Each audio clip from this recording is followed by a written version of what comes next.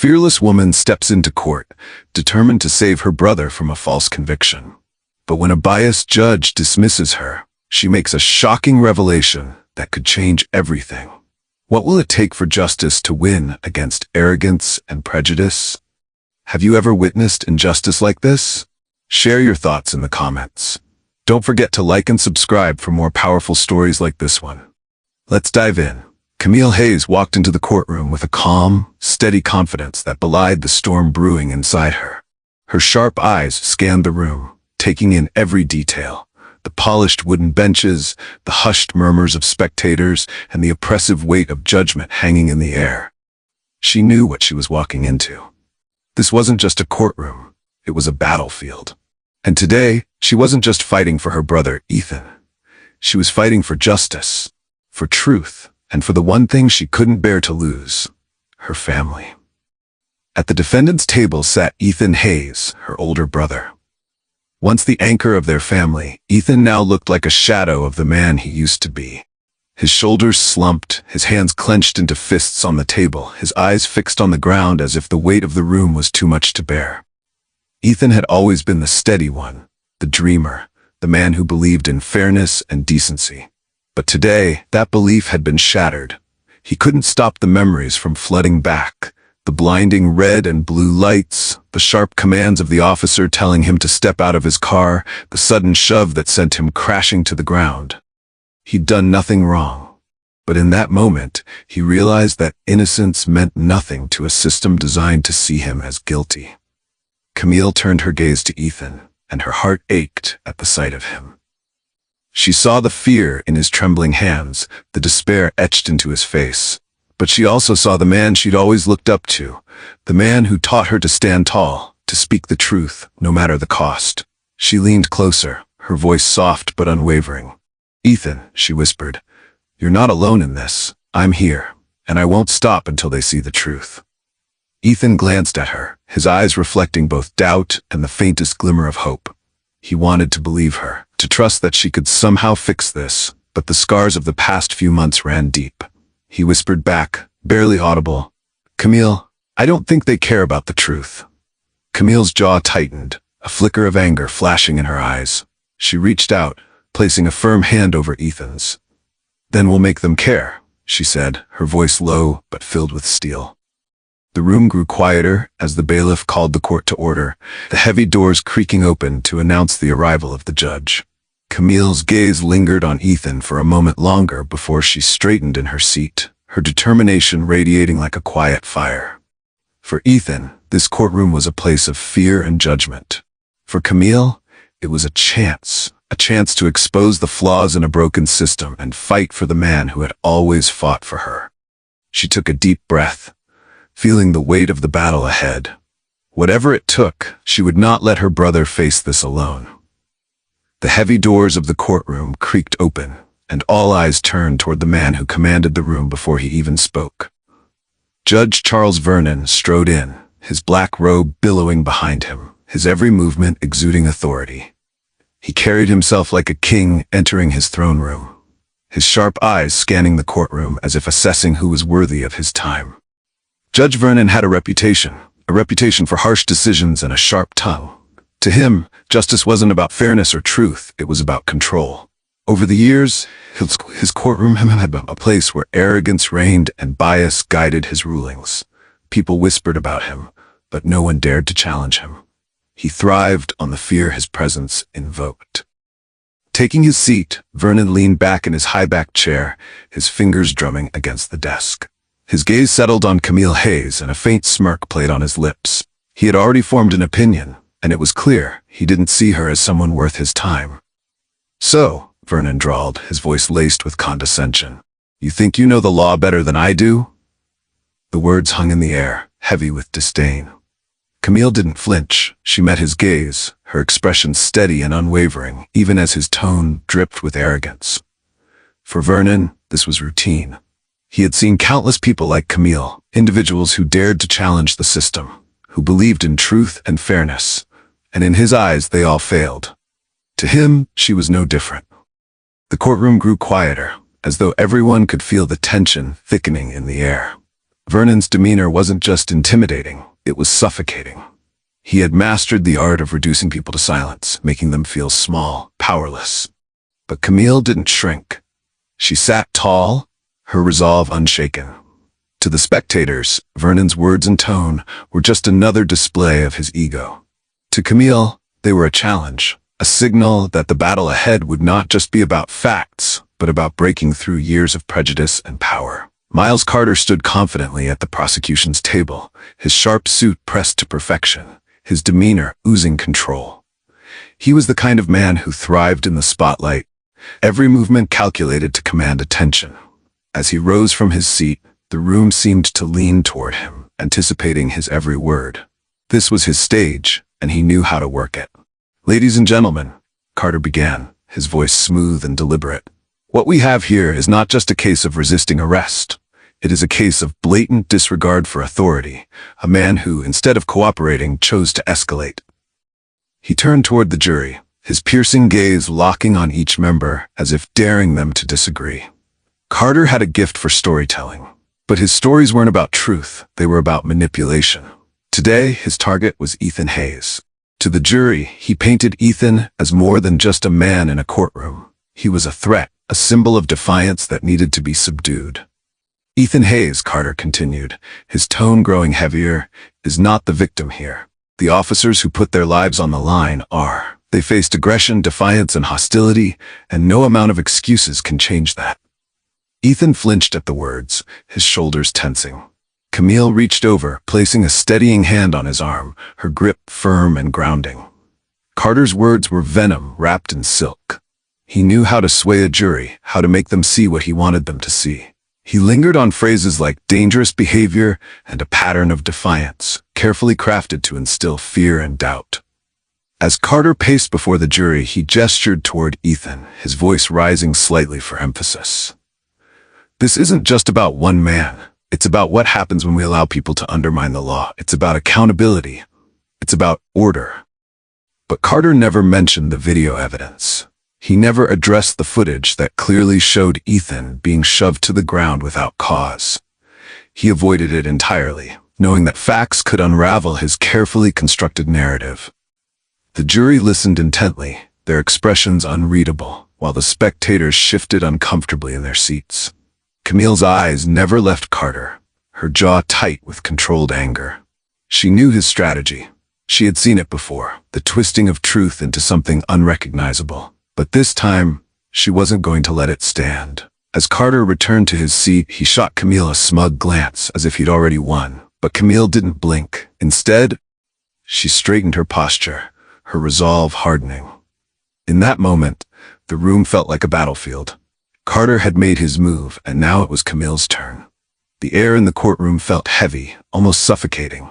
It was the kind of silence that made even the smallest movements, shuffling papers, creaking benches, sound amplified. Sunlight streamed through the tall windows, but it did little to warm the cold, tense atmosphere. At the defendant's table, Ethan Hayes sat rigidly, his hands clenched so tightly that his knuckles were white. To anyone watching, he looked composed, but Camille knew better. She could see the slight tremor in his hands, the way his jaw tightened every time the prosecutor's voice boomed across the room. Ethan stared at the polished wooden table in front of him, his thoughts racing. He couldn't escape the memories of that night, the flashing red and blue lights, the harsh commands, the rough shove that sent him to the ground. He had done nothing wrong, but none of that seemed to matter here. Sitting in this courtroom, surrounded by eyes that judged and doubted, he felt small, powerless. Camille sat beside him, her back straight, her expression calm. She exuded a quiet strength, but inside a storm churned. Every dismissive glance from Judge Vernon, every smug remark from Miles Carter, the prosecutor, was like fuel to the fire inside her. She had to stay composed for Ethan's sake. But that didn't mean she wasn't furious. At the bench, Judge Charles Vernon leaned back in his chair, his expression a mix of boredom and subtle disdain. His gaze lingered on Ethan, as if the case had already been decided in his mind. When the defense attorney spoke, Vernon barely lifted his head. But when Miles Carter addressed the jury, his sharp eyes followed every word, every gesture. The imbalance was painfully obvious. Miles Carter, confident and theatrical, paced the floor like an actor on a stage. His voice was smooth, polished, as he painted Ethan not as a victim, but as a threat. "This case isn't just about one man," Carter said, his tone heavy with implication. "It's about protecting the law. It's about holding people accountable when they choose to defy authority." Camille's hands clenched into fists under the table. She could feel the injustice thick in the air, and it made her blood boil. But she forced herself to stay calm. She couldn't afford to lose control now, not with so much at stake. Ethan, his eyes still fixed downward, whispered under his breath, "It doesn't matter what we say, Camille. They've already made up their minds."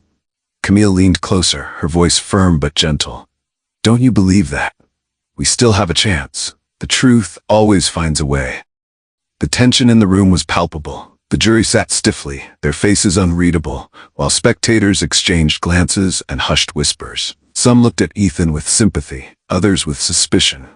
Camille could feel their stares on her as well, as if silently questioning whether she had the strength to challenge the system. Can Camille change her brother's fate in a courtroom where the odds are stacked against him? The question lingered in the air, unspoken but felt by everyone. Camille took a deep breath, her resolve hardening. The odds might not be in their favor, but she wasn't leaving this courtroom without a fight. For Ethan, for justice, and for the truth, she would give it everything she had. Camille Hayes rose from her seat, each step toward the witness stand measured and deliberate. The room seemed to hold its breath. She knew what was waiting for her: skepticism, dismissal, and judgment. But she wasn't here to win their approval. She was here for Ethan. She adjusted the microphone, her voice steady despite the storm raging inside her. "Miss Hayes," Judge Vernon's voice sliced through the air before she could begin. He leaned back in his chair, fingers tapping lazily on the armrest, his tone dripping with condescension. "Let me remind you that this court deals in facts, not emotional appeals. Do you have anything concrete to share, or are we wasting time?" The words hung in the air, heavy with implication. Camille's hands gripped the edges of the stand, her knuckles whitening under the strain. She locked eyes with the judge, her resolve unwavering. "Your Honor," she replied, her tone calm but firm. "The facts are exactly what I'm here to present." Vernon smirked slightly, gesturing with a dismissive wave. "Then by all means, proceed." Camille took a slow breath, steadying herself before recounting the events leading to Ethan's arrest. Her voice was clear, each word deliberate, as she painted a picture of what had truly happened. But before she could elaborate further, Miles Carter stood abruptly. "Objection, Your Honor," Carter said smoothly, his expression one of controlled satisfaction. "Miss Hayes is clearly biased given her personal relationship with the defendant. Her version of events is hardly objective." Vernon nodded almost immediately. "Sustained. Miss Hayes, stick to the relevant facts and leave personal interpretations aside." Camille felt the heat rising in her chest but forced herself to remain composed. "The facts are that my brother was forcibly taken to the ground without provocation." The officer escalated. "Miss Hayes," Vernon interrupted again, his tone sharper now. "This court has already reviewed the video evidence, and as the prosecution has aptly pointed out, it's far from conclusive. Let's move on." Carter seized the moment, stepping forward with a practiced air of authority. "Your Honor, I'd like to reiterate that this case isn't about subjective interpretations. It's about accountability. The defendant's actions demonstrate a clear disregard for lawful orders, which is why we're here today." His words were polished, his confidence unshakable. Camille's jaw tightened as Carter returned to his seat, throwing her a glance that all but screamed triumph. She caught Ethan's eyes briefly, his head bowed, shoulders slumped, and her heart ached. He looked like a man carrying the weight of the world on his back, and she was his only hope. Her frustration burned just beneath the surface, but she forced herself to remain calm. "Your Honor," she said, her voice carrying a quiet strength that cut through the tension. "If this court won't allow me to provide context, then how can justice truly be served?" The courtroom fell into a thick silence. Vernon's face darkened slightly, his fingers drumming impatiently on the desk. Carter's smirk returned, as though he had already claimed victory. Camille returned to her seat, her expression calm despite the fire raging inside her. She wasn't done. Not even close. The system might try to silence her, but she knew the truth had a way of breaking through. And she was determined to be the one to deliver it. Ethan sat at the defendant's table, his body still, but his mind was anything but calm. His hands rested on the polished surface before him, fingers clenched so tightly that his knuckles were pale. To an outsider, he might have looked composed, but Camille saw the truth. His shoulders were hunched under the weight of doubt, and his breathing was shallow, uneven. When Camille returned to her seat, she caught the faintest shake of his head, the despair etched into his features. He leaned closer, his voice a low whisper barely audible over the tense silence of the room. "Camille," he murmured, his words heavy with resignation. "It doesn't matter. They've already decided. I'm just another case to them, another statistic. I don't have a chance." Camille felt her chest tighten. For a moment, she saw not the strong, confident brother she'd grown up admiring, but a man worn down by the system, fighting to hold on. She reached out, placing her hand firmly over his. "Don't say that," she said, her voice steady but soft, infused with the strength he seemed to have lost. "You're not a statistic, Ethan. You're my brother, and I'm not giving up on you." He turned to her then, his eyes glassy, filled with a mixture of doubt and longing. "But they don't care about the truth. You saw how they cut you off, how they twist everything. What's the point?" Camille tightened her grip on his hand, her gaze unwavering.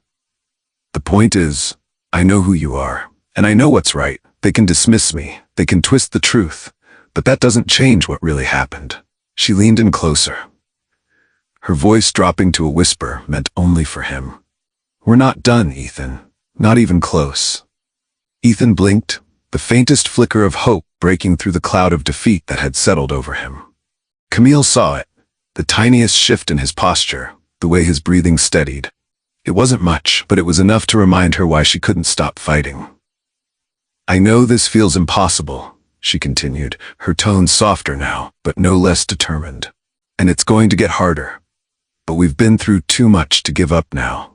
The truth is on our side, and the truth has a way of breaking through no matter how hard they try to bury it." For a moment, Ethan didn't respond.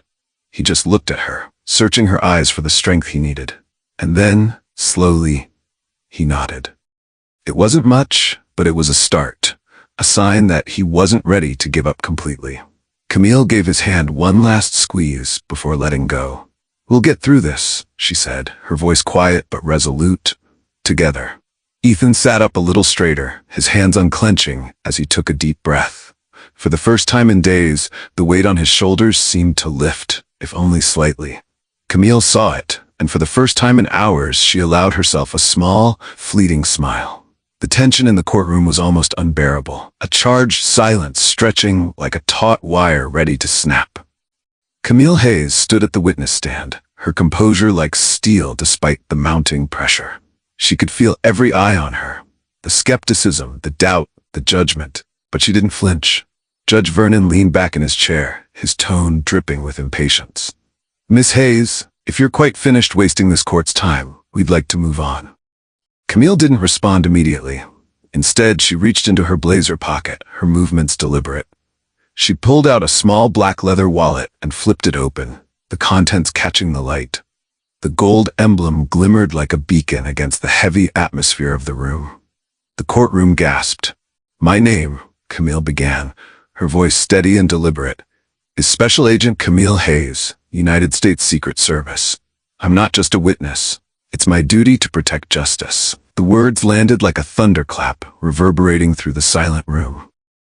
For a moment, it was as if time had frozen. Judge Vernon's jaw tightened. His initial shock was visible, his lips parted slightly, his eyes narrowing as he processed what had just happened.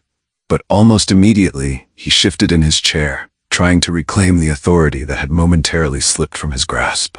"Miss Hayes, Agent Hayes," he corrected himself, his voice now sharper. "Your credentials, while impressive, do not entitle you to undermine the procedures of this court." Camille's gaze didn't waver. "With all due respect, Your Honor, I'm here to ensure that the truth is heard, not buried beneath bias or dismissal." Across the room, Miles Carter, the prosecutor, sat motionless for a moment, his confident facade cracking ever so slightly. Then, with a forced chuckle, he rose to his feet, adjusting his tie as if to steady himself.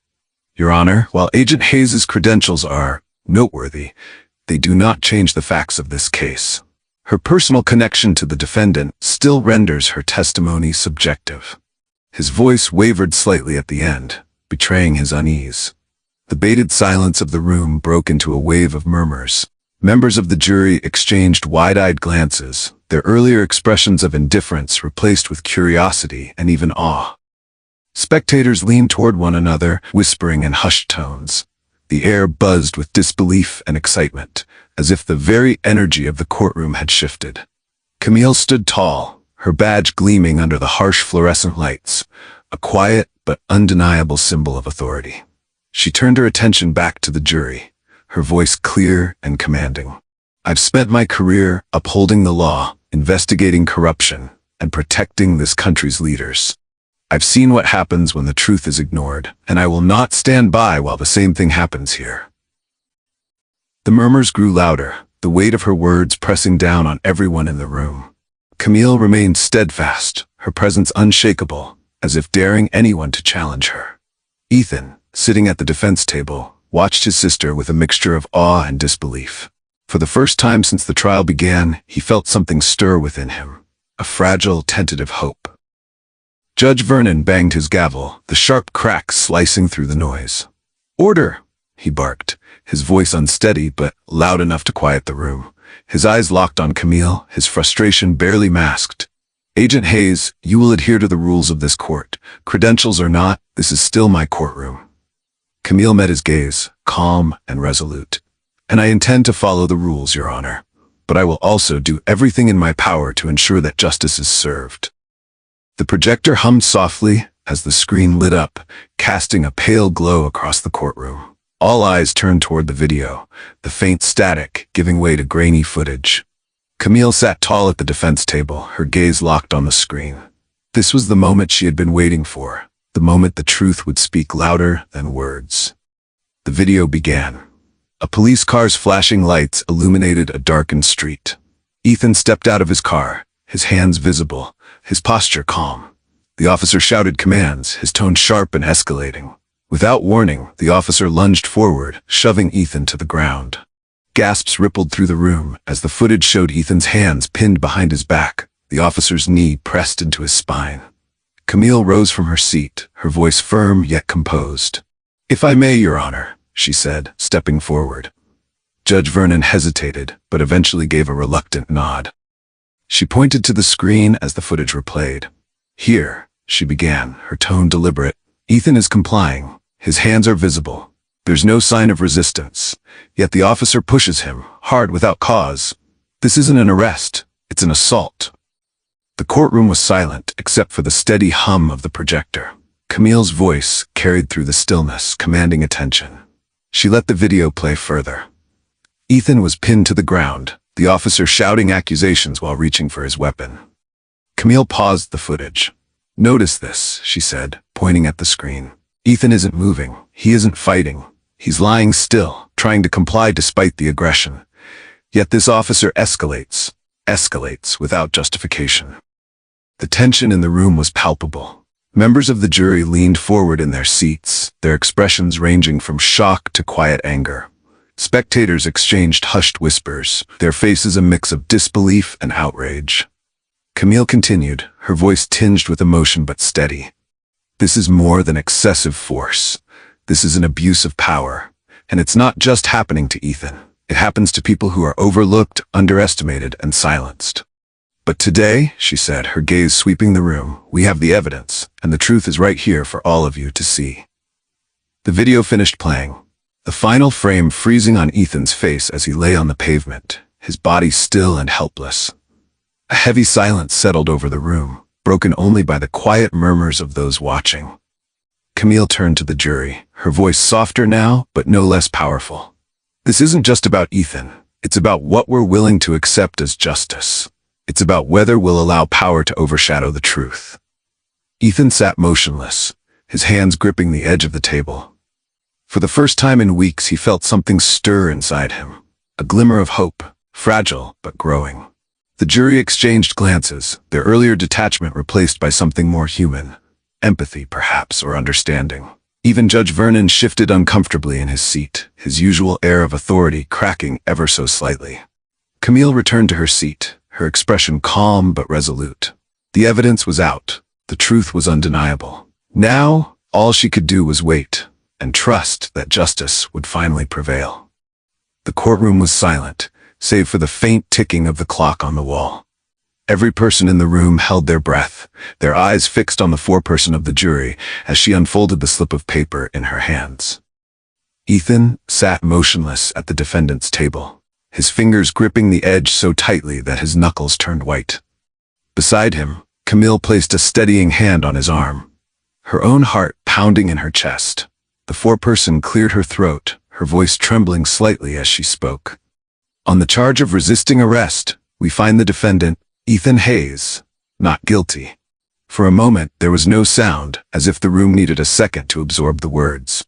Then, like a dam breaking, a wave of soft applause and murmurs of relief swept through the courtroom. Spectators exchanged glances of amazement, some even smiling through tears. The weight that had hung in the air for so long seemed to lift, replaced by a tentative but growing sense of hope. Ethan exhaled sharply, his breath catching as if he'd been holding it for hours. He turned to Camille, his eyes wide with disbelief. "I'm free?" he whispered, his voice cracking under the weight of the moment. Camille's face softened into a smile, one of relief, pride, and love all at once. She stood, pulling Ethan into a tight embrace. "You're free," she murmured, her voice thick with emotion. "You're free, Ethan, but this isn't the end. There's still so much work to do." Ethan clung to her, his shoulders shaking as weeks of fear and tension finally gave way to relief. Around them, the applause grew louder, and though Judge Vernon's gavel struck the bench in an attempt to quiet the room, even he couldn't entirely mask his discomfort at the public display of celebration. Camille pulled back slightly, her hands resting on Ethan's shoulders, as she looked him in the eyes. "This is just the beginning," she said, her voice steady despite the tears glistening in her eyes. "We fought for this, and we won, but now it's time to fight for others." Ethan nodded, his expression one of quiet determination. The man who had entered the courtroom, weighed down by doubt and fear, now stood taller, his strength slowly returning. The sound of reporters shuffling outside the courtroom grew louder as Camille and Ethan began to gather their things. But in that moment, it wasn't about the cameras or the headlines. It was about freedom, justice, and the promise of something greater. The verdict had barely been announced before the story began to spread. Within hours, headlines lit up screens and filled newspapers. "Man found not guilty after video reveals police misconduct." Clips of the courtroom, Camille's testimony, and the moment the jury delivered their decision flooded social media. People shared the footage, their captions expressing shock, outrage, and a renewed call for accountability. The public wasn't just watching, they were reacting. The officer involved in Ethan's arrest was placed on administrative leave, pending an internal investigation. Protests formed outside the precinct, not violent but resolute, with signs demanding justice for Ethan Hayes and accountability for abuse of power. This wasn't just about one case anymore. It was about a broken system, and people were finally paying attention. For Camille, the days that followed were a whirlwind. Her phone rang constantly. Reporters, activists, even legal scholars wanted to hear her perspective. "Agent Hayes," one journalist began during a live interview, "you didn't just fight for your brother. You fought for something bigger. What message do you want people to take from this case?" Camille took a moment, her expression thoughtful but firm. "What happened to my brother is part of a much larger issue," she said. "This isn't just about Ethan. It's about ensuring that no one, regardless of their background, is treated as less than human by those in power. Accountability isn't optional. Justice isn't optional. And it's up to all of us to demand both." Her words resonated far beyond the interview. Clips of her statement were shared widely, sparking discussions in living rooms, classrooms, and even within law enforcement circles. Soon, Camille found herself speaking on larger platforms, town halls, legal panels, even national television. At every opportunity, she emphasized not just the injustice Ethan had faced, but the steps needed to prevent it from happening again. "This isn't just about pointing fingers," she told a packed auditorium during a community event. It's about creating a system where power serves the people, not the other way around. Ethan, still adjusting to life after the trial, watched his sister from the sidelines with a quiet pride. He had always known she was strong, but seeing her channel that strength into something so meaningful filled him with a renewed sense of purpose. The case, once a private nightmare for Ethan and Camille, became a public rallying cry.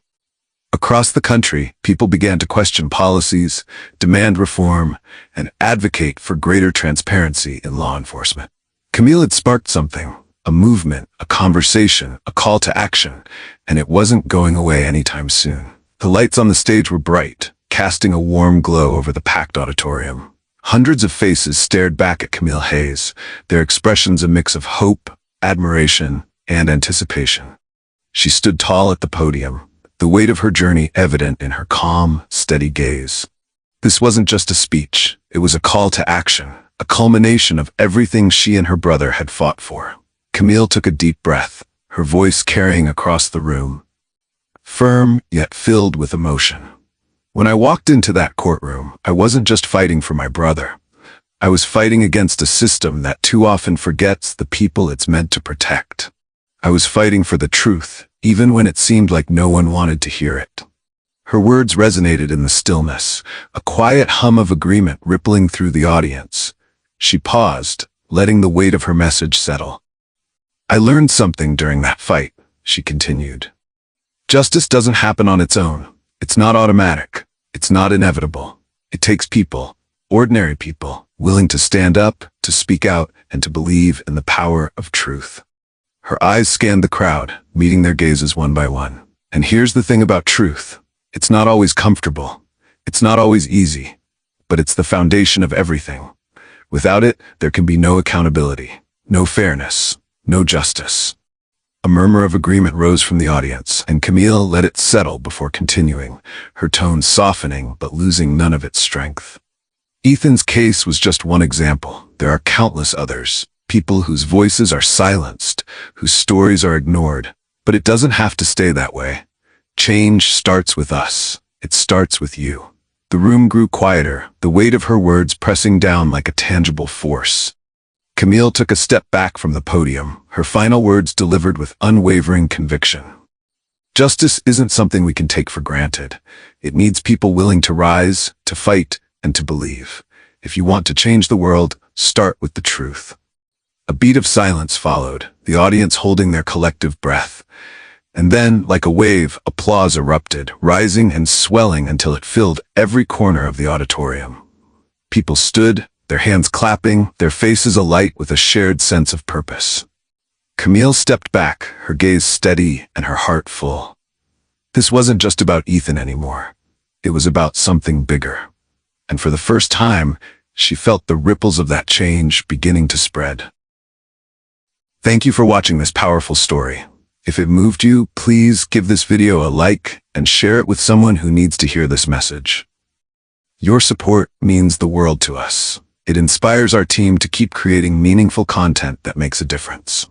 Don't forget to hit the subscribe button and turn on notifications so you'll never miss another story that matters. Together, we can amplify the message of justice and truth.